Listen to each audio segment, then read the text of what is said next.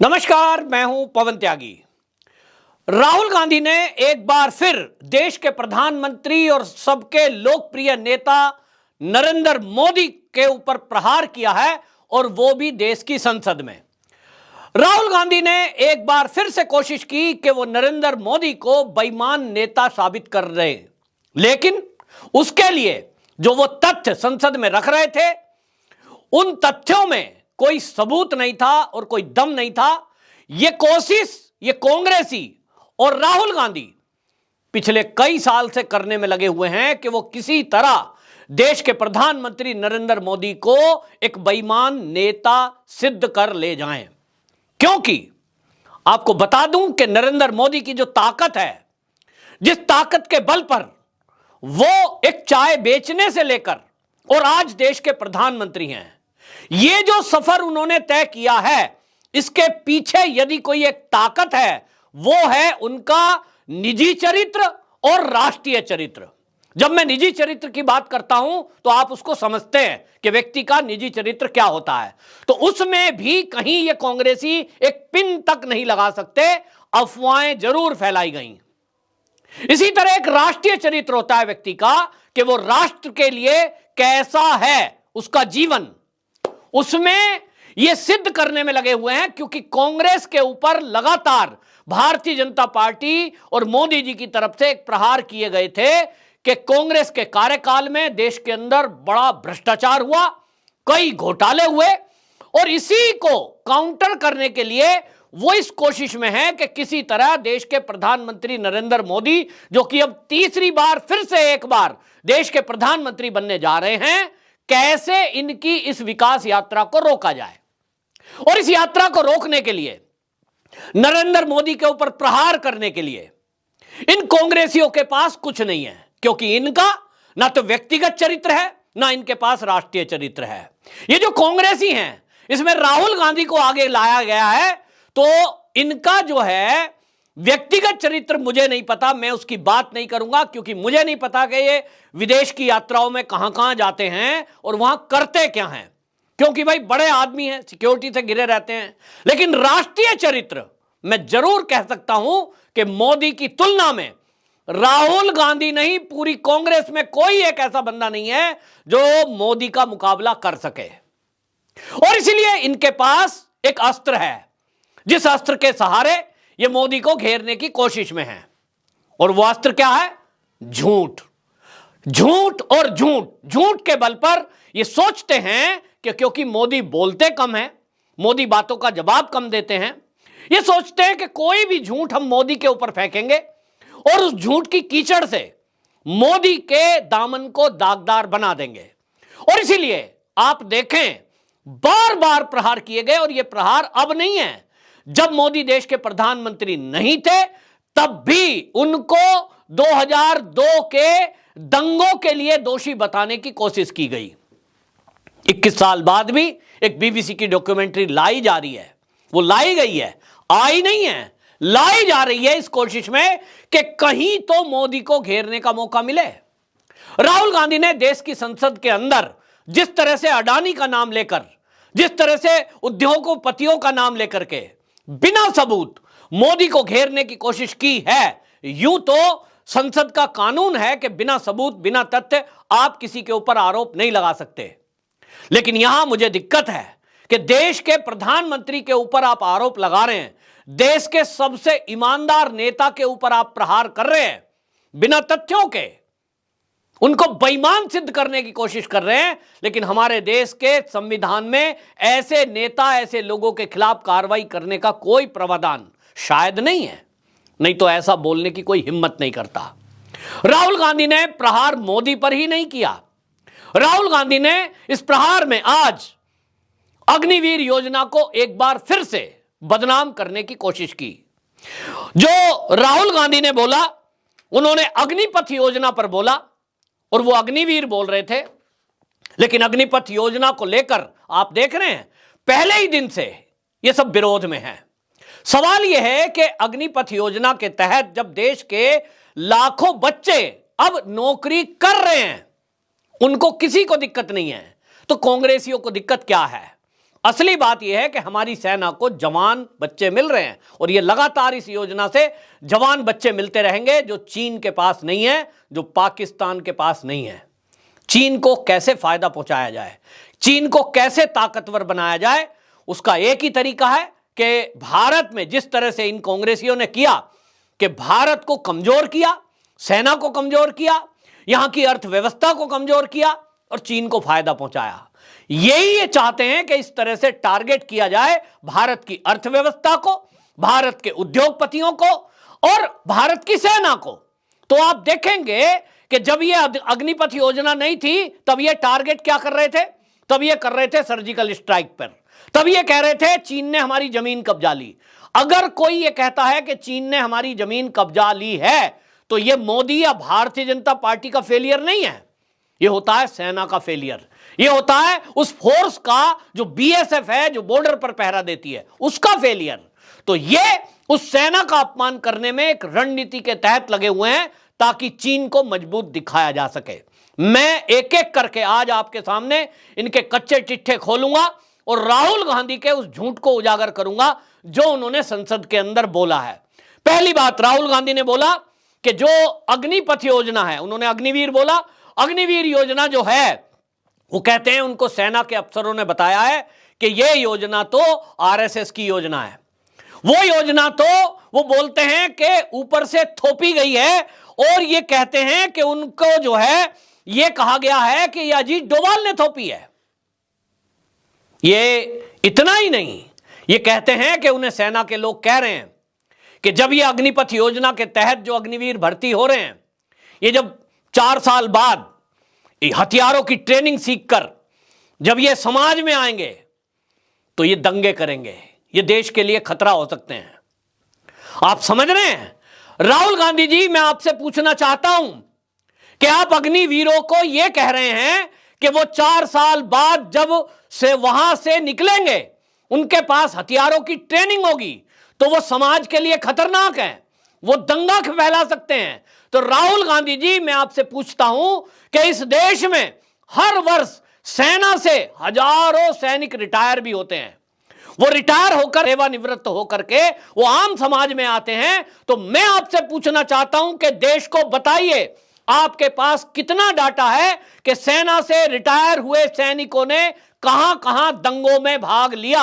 आप बताइए, वरना आपको देश के सैनिकों से माफी मांगनी पड़ेगी, क्योंकि अग्निपथ योजना हो या देश की सेना में डायरेक्ट भर्ती, अगर कोई वहां सेना में नौकरी करके आएगा तो अग्निपथ योजना के तहत भी जो रिटायर होंगे 4 साल बाद, वो रिटायर नहीं होंगे, उनको अन्य नौकरियों में जाया जाएगा, उनको अग्निवीर नाम दिया गया है। वो समाज की रक्षा के लिए तैयार होंगे, ना कि समाज में दंगा करने के लिए।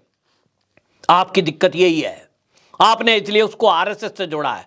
आपको लगता है आरएसएस के लोग इस अग्निपथ योजना के तहत सेना में जाएंगे, ट्रेनिंग लेंगे, समाज में आएंगे और समाज में देश को तोड़ने के लिए जो दंगा करने की कोशिश कर रहा है उसका ये मुकाबला कर सकेंगे, क्योंकि इनके पास ट्रेनिंग होगी हथियार चलाने की। आप सोच रहे हैं कि आप तो देश में माचिस की तिल्ली लगाएंगे किसी दिन, आपने तो केरोसिन छिड़क रखा है।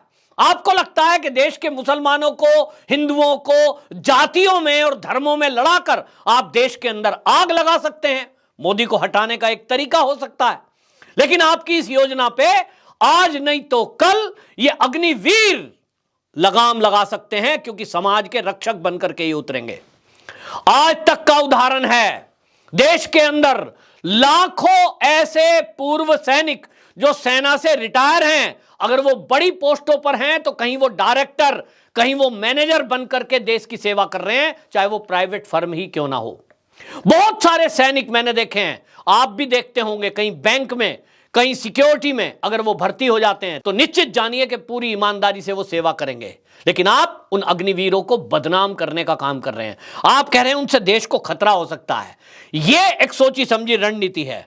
दूसरी बात, उन्होंने एक बात कही कि 2014 से 2022 तक अडानी, जो कि $8 बिलियन उसकी इकोनॉमी थी 2014 में, वो 22 आते आते $140 बिलियन कैसे पहुंच गई। वो आरोप लगा रहे हैं कि मोदी जी ने इनका सहयोग किया है। राहुल गांधी जी, यूं तो मैं बाद में बात करूंगा कि मैं बता भी सकता हूं कि कांग्रेस के कार्यकाल में किन किन बिजनेस वालों को क्या क्या मदद कांग्रेस के कार्यकाल में की। मोदी जी को अभी केवल 8 साल हुए हैं, तो आप एक उद्योगपति का डाटा लेकर आए हैं। लेकिन राहुल गांधी जी, आपने 65 साल शासन किया।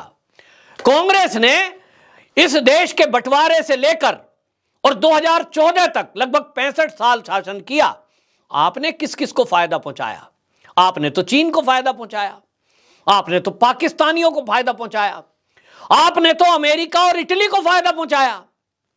तो मैं उस पर नहीं जाऊंगा, लेकिन बात यह कि अगर मोदी जी अडानी का फायदा करते हैं, अडानी के जरिए व्यापार बढ़ता है, अडानी के जरिए भारत की अर्थव्यवस्था बढ़ती है, आपको दिक्कत क्यों है? आपको चीन की तरक्की से कोई दिक्कत नहीं है, चीन में भारत की कंपनियां बढ़ती जाएं, इससे अभी आपको दिक्कत कभी नहीं हुई। 2014 तक आपसे मैं पूछना चाहता हूं, दूसरा मेरा सवाल है कि आप यह डाटा दें कि कांग्रेस के कार्यकाल में चीन की कितनी कंपनियां भारत में लगी और उन्होंने कितना मुनाफा यहां से कमाया, कितने करोड़ रुपए उन्होंने यहां इन्वेस्ट किए और यहां से कमा कर ले गए। ये मेरा सवाल है। दूसरा, आपने कहा कि यह दूसरे नंबर पर कैसे पहुंच गया। यहां मैं एक बात और ऐड करना चाहता हूं। राहुल गांधी जी, आपके जीजा जी हैं रॉबर्ट वाड्रा। आज के 20 साल पहले वो क्या करते थे, यह बताएं जरा देश को, और आज उनकी प्रॉपर्टी कितनी है यह भी जरा देश को बताएं। दूसरा, आप यह बताएं कि जो सोनिया गांधी जी हैं, आपकी माता जी, और आप क्या धंधा करते हैं, क्या रोजगार करते हैं? कोई कंपनी चला रहे हैं, आपका कोई फार्म हाउस है, खेती करते हैं, या कोई नौकरी करते हैं आपके परिवार वाले? और आपकी प्रॉपर्टी कितनी है पूरा देश जानना चाहता है। आप उत्तर दीजिए, मैं आपसे पूछना चाहता हूं। आपने कहा मोदी जी के साथ फोटो है अडानी की, अडानी जी उसके हवाई जहाज में घूमते हैं, इन दोनों की दोस्ती है, ये मुख्यमंत्री रहे थे तब से दोस्ती है। तो राहुल गांधी जी, आपसे मेरा तीसरा सवाल है। आप आरोप लगा रहे हैं कि अडानी को फायदा पहुंचाया नरेंद्र मोदी ने, और यह फायदा उन्होंने मुख्यमंत्री गुजरात रहते हुए किया। आपने वाइब्रेंट गुजरात की बात की, आपने कहा यह आइडिया अडानी ने दिया और इसके बाद वाइब्रेंट गुजरात उसने तरक्की की, लेकिन अडानी ने भी तरक्की की। कौन सा कार्यकाल था मैं बताता हूं। 2001 से लेके 2014 तक प्रधानमंत्री बनने से पहले नरेंद्र मोदी 2001 से 2014 तक 14 साल लगभग वो मुख्यमंत्री रहे गुजरात के। और यदि आप ये कहते हो कि इस कार्यकाल में मुख्यमंत्री रहते हुए उन्होंने अडानी को अनावश्यक रूप से लाभ पहुंचाया, बेईमानी की और बेईमानी करके उनको टेंडर दिए, तो आपकी केंद्र में सरकार थी, तो मुझे जवाब दीजिए। मेरा यह चौथा सवाल है। राहुल गांधी जी, पूरा देश जानना चाहता है कि जब केंद्र में आपकी सरकार थी और आपको यह पता है कि अडानी को मोदी अनावश्यक रूप से फायदा पहुंचा रहे हैं, उसको अमीर बना रहे हैं, तो आपकी केंद्र में सरकार की जो ईडी थी, जो सीबीआई थी, जो इनकम टैक्स था और जो बैंक चलाने वाली शक्तियां थी, यानी जो आपका आरबीआई था, वो क्या कर रहा था? आपने मोदी के खिलाफ कार्रवाई क्यों नहीं की? आपने उस समय अडानी के खिलाफ कार्रवाई क्यों नहीं की? अगर ये $8 बिलियन भी इकोनॉमी थी अडानी की, तो ये जीरो से $8 बिलियन पर अडानी ग्रुप कैसे पहुंचा? इसका जवाब पूरा देश जानना चाहता है। राहुल गांधी जी, मेरा सवाल है नंबर 4 कि आप ये देश को बताइए कि $8 बिलियन भी यदि था 14 तक अडानी ग्रुप, तो वो अडानी ग्रुप में कांग्रेस का हाथ कितना था? क्यों नहीं केंद्र की सत्ता होते हुए आज Modi ji ED, CBI, income tax आप कह रहे हो दुरुपयोग कर रहे हैं, तो ये दुरुपयोग आपने क्यों नहीं करा? आपने क्यों नहीं जांच कराई अडानी की और मोदी के रिश्तों की? मोदी को भी जेल में डालते और अडानी को भी जेल में डालते और इसकी प्रॉपर्टी जब्त करते अगर यह बेईमानी हुई है तो। एक और आपने कहा एयरपोर्ट बिजनेस में अडानी के लिए नियम बदल दिया। आपने क्या नियम किया था? आपने नियम किया था कांग्रेसियों कि कोई विदेशी कंपनी आ सकती है और यहां व्यापार कर सकती है, यानी रख रखाव कर सकती है। मोदी जी ने इसको चेंज कर दिया। क्या बुरा कर दिया? कोई विदेशी कंपनी यहां आकर के हमारे देश में हमारे एयरपोर्ट पर रखरखाव मेंटेनेंस का काम कर सकती है, लोडिंग अपलोडिंग का काम कर सकती है, लेकिन भारत की कंपनी नहीं। इसमें किसका फायदा है? विदेशी कंपनी का। इससे आपका क्या लिंक था कि आपने 2014 तक देश के किसी भी उद्योगपति को यह नहीं दिया? और दिया आपने, टाटा को दिया, आपने बाकी किसी को दिया, उस पर मैं नहीं जाऊंगा कि वो आपने देश वालों को क्यों दिया, लेकिन विदेशी कंपनी हमारे देश में व्यापार करे, इससे आपको कोई दिक्कत नहीं है। अडानी ने दिया, अडानी को दिया, तो मैं आपको आज बताना चाहता हूं, अडानी के एयरपोर्ट की आपने चर्चा की कि अडानी को मोदी ने एयरपोर्ट दे दिए। तो आपकी जानकारी के लिए राहुल गांधी जी बता रहा हूं कि मोदी ने अडानी को एयरपोर्ट का लोडिंग अपलोडिंग का काम दिया नहीं है, उसने टेंडर डालकर लिया है। और वो कोई भी देश का उद्योगपति ले सकता था।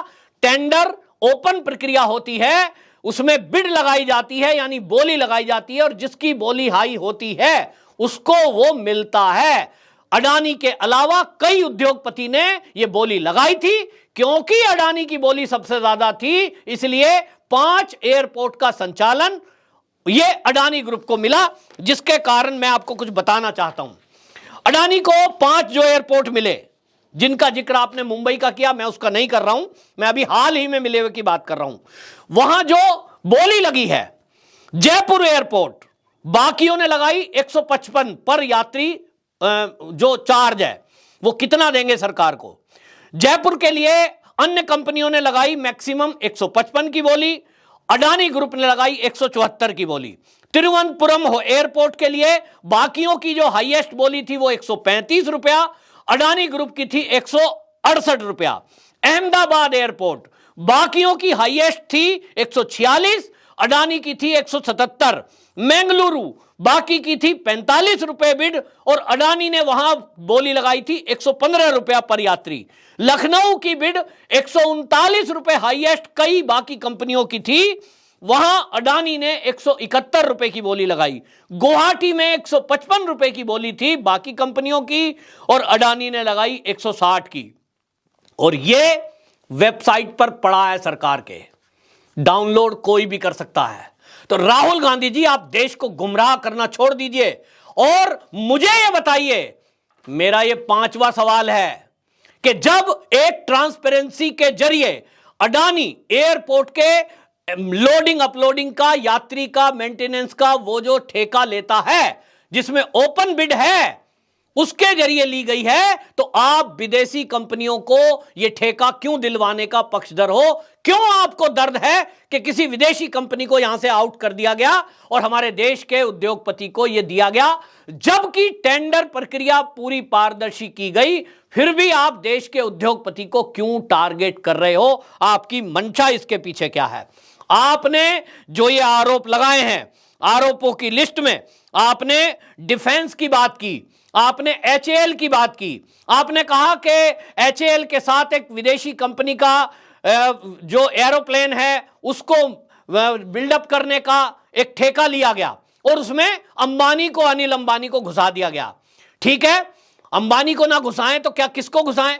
मैं आपसे पूछना चाहता हूं, क्या चाहते थे कि एचएएल के साथ कोई चीन की कंपनी से हमारा देश करार करता कि अगर हमारे देश में कोई एरोप्लेन आएंगे, उन एरोप्लेन को मेंटेनेंस करने का काम, अगर राफेल हमारे देश में आ रहा है, अगर हेलीकॉप्टर हमारे देश में कोई आ रहा है, हम विदेश से ला रहे हैं, तो क्या उसका मेंटेनेंस किसी चीनी कंपनी को दिया जाए? क्या किसी इटली की कंपनी को दिया जाए? क्यों दिया जाए? आपसे मेरा छठा सवाल है ये। आप पूरे देश को बताइए कि अगर अनिल अंबानी यहां एचएएल कंपनी के साथ मिलकर, जो कि गवर्नमेंट की है, उसके साथ मिलकर अगर हेलीकॉप्टर और एरोप्लेन के मेंटेनेंस का ठेका वो लेता है विदेशों से, तो आपको दिक्कत इसमें क्या है? आप क्यों इससे परेशान हैं? ये मुझे बताइए। आपने इजराइल की बात की, आपने कहा इजराइल की ड्रोन टेक्नोलॉजी, आपने पोर्ट की बात की कि अडानी को ठेका मिल गया मोदी के कारण से। दिक्कत क्या है? अगर इस देश का कोई उद्योगपति वो आगे बढ़ता है, तो आपको इससे प्रॉब्लम क्या है? असली बात यह है कि आप पूरे देश और दुनिया में एक अफवाह फैलाना चाहते हैं, जिस तरह से आपने कई अफवाहें पहले कोशिश की। आपने मोदी को दंगों के लिए दोषी बताने की कोशिश की, आपने मोदी को मुस्लिम विरोधी बताने की साजिश की, वो कामयाब नहीं हुई। तो अब आप नए सिरे से मोदी को बेईमान सिद्ध करने में कोशिश में लगे हुए हैं। लेकिन याद रखिए राहुल गांधी, जब तक मेरे जैसे राष्ट्रभक्त लोग इस देश में जिंदा हैं, इस देश में बहुत सारे पत्रकार ऐसे हैं अब जो राष्ट्रवादी पत्रकार हैं और जागृत हो चुके हैं, आपका एक भी झूठ चलने नहीं दिया जाएगा। और इस देश में जितने राष्ट्रभक्त लोग आज हैं, सनातनी जागृत हो चुके हैं, ऐसी वीडियो जन जन के मोबाइल तक पहुंचेगी और आपके मुंह पे करारा तमाचा लगेगा इस बात का कि आप जिस प्रधानमंत्री मोदी को बदनाम करके उनको 2024 में सत्ता से बाहर करने का सपना देख रहे हैं, आपका यह सपना सपना रह जाएगा। क्योंकि अब देश जाग गया है, देश के युवा अब कांग्रेस के झूठ में नहीं फंसते हैं और अब सब समझ रहे हैं कि आप मोदी को कितना ही बेईमान बताने की कोशिश करें, यह देश ही नहीं, आज दुनिया का कोई नेता और देश का भी यह मानने को कतई तैयार नहीं है कि मोदी बेईमान हो सकते हैं। आप इस तरह की नाकाम कोशिश करें, आप मोदी को जितना भी घेर लें, लेकिन मोदी को आप बेईमान सिद्ध नहीं कर पाएंगे, मोदी को आप करैक्टर लूज सिद्ध नहीं कर पाएंगे, क्योंकि उनके पास व्यक्तिगत चरित्र के साथ राष्ट्रीय चरित्र है। और राष्ट्रीय चरित्र में जैसा मैंने कहा, कोई कांग्रेसी उनका 1% भी नहीं है। और इसलिए आपकी पूरी कोशिश है कि आप ये कोशिश में लगे हुए हैं कि इन्होंने उद्योगपतियों का साथ दिया, इन्होंने एसबीआई का लोन लुटवा दिया, इन्होंने एलआईसी का लोन लुटवा दिया, और ये सब एक परसेप्शन आप क्रिएट करना चाहते हैं कि ताकि देश की जनता सोचे मोदी जी ने ऐसा क्यों किया, अडानी को फायदा क्यों पहुंचाया, भाई रिश्वत ली होगी। आप ये नाकाम कोशिश कर लें, ये देश समझ रहा है कि आपकी चिढ़ असली ये है कि आज आप चंदे चंदे को मोहताज हैं। आज आपके पास जो कंपनियों से कोई चंदे आ रहे होंगे, शायद वो रुक गए होंगे, मैं श्योर नहीं हूं, लेकिन आपके पास पिछले दिनों आपने कहा चंदा नहीं है, आप इस तरह की बात करते हैं। लेकिन अब जो आप फोटो संसद में दिखा रहे थे मोदी की, अब बीजेपी की बारी है, दिखाई जाएंगी। अब छत्तीसगढ़ के मुख्यमंत्री के साथ जो कांग्रेसी है उसके साथ अडानी का क्या संबंध है, वो फोटो दिखाई जाएगी। अशोक गहलोत के साथ फोटो दिखाई जाएगी, राजीव गांधी के साथ फोटो दिखाई जाएगी, ये सब फोटोएं बाहर आएंगी। लेकिन राहुल गांधी जी, आप मेरी बातों का उत्तर दीजिए कि आपने देश के प्रधानमंत्री और हर दिल अजीज प्रधानमंत्री मोदी को घेरने के लिए झूठ का सहारा क्यों लिया? आपके पास एक भी सच्चा तथ्य नहीं है। वरना आपकी जब केंद्र में सरकार थी और मोदी जी गुजरात के सीएम थे, आप एक लांछन सिद्ध नहीं कर पाए, तो आज कैसे कर पाओगे? झूठ का सहारा कब तक लोगे? और मैं कानून के जानकार लोगों से कहना चाहता हूं, मेरा खुला आह्वान है कि आप में से जो भी कोई सुप्रीम कोर्ट के वकील हों, देखा जाएगा जो होगा, लेकिन अगर कानून है तो इसको लेकर सुप्रीम कोर्ट में एक एप्लीकेशन डाली जाए। हमारे माननीय, हम सबके प्रेम जिनसे हम करते हैं, ऐसे किसी नेता को लांछन लगाया जाए, झूठे आरोप लगाए जाएं, इस पर भी एक केस दायर होना चाहिए। और राहुल गांधी सार्वजनिक रूप से जब तक माफी ना मांगे और आगे से झूठ ना बोलने की कसम खाएं, तब तक इनको माफ नहीं किया जाए और हो सके तो इनको जेल की सलाखों के पीछे डाला जाए। क्योंकि ये इसी तरह झूठ बोलकर 2024 के लोकसभा चुनाव से पहले तक इसी तरह देश के अंदर नफरत और दंगा फसाद कराने का ये दिमाग में षड्यंत्र लेकर घूम रहे हैं। तभी ये देश के सैनिकों तक को भी नहीं बख्श रहे हैं और इनको उन योजनाओं के ऊपर बदनाम करने का, जो ये हमला करने का ये काम कर रहे हैं, ये बहुत खतरनाक है। ये देश के उद्योगपतियों पर हमला है, ये देश के सैनिकों पर हमला है, और ये झूठ बोलकर इस देश में नफरत फैलाने का काम जो कर रहे हैं राहुल गांधी, ये अब आपकी और मेरी जिम्मेदारी है कि इसका मुकाबला अब आप और हमको करना है। वंदे मातरम।